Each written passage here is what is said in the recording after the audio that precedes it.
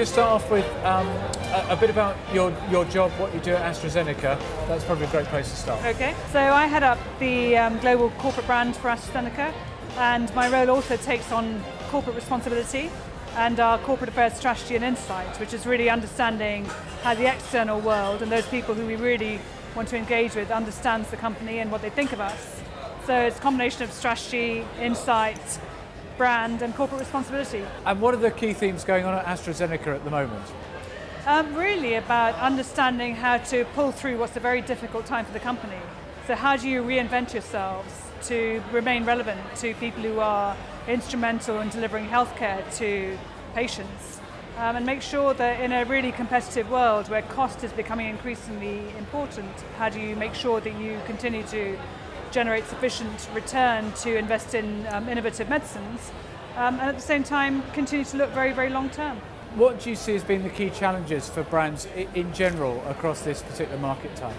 I think the challenge is how to remain relevant. I think that's a huge issue. I think access, how do brands, if they're not in the luxury high end of the scale, and we're not, how do you end up actually staying relevant and accessible to consumers? Because that, in this economically difficult time, is going to become an increasingly hot topic for companies to deal with. The other is, how do you maintain internally a relevance for brand being an asset that a company should invest in? So how do you persuade the CEO, the CFO that they really need to continue investing in what is a long-term asset for the company?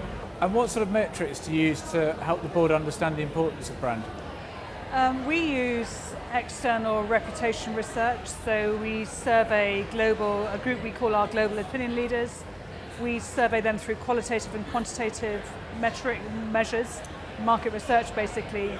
I think there's a lot for us to do in that space. I think some companies are further ahead, and I feel that's a really rich area as you're competing for budget with people who are looking within the company, people who are looking for money for acquisitions, for investment in procurement, for investment in a range of things.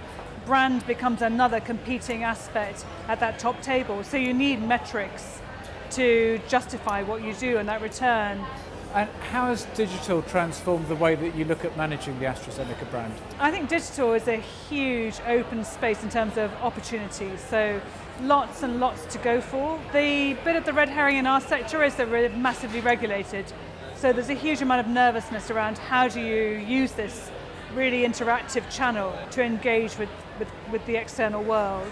So I think it's just ripe with opportunity, but you have to be very careful about how you approach it, and at the same time don't paralyze yourself with that caution that can be so dangerous.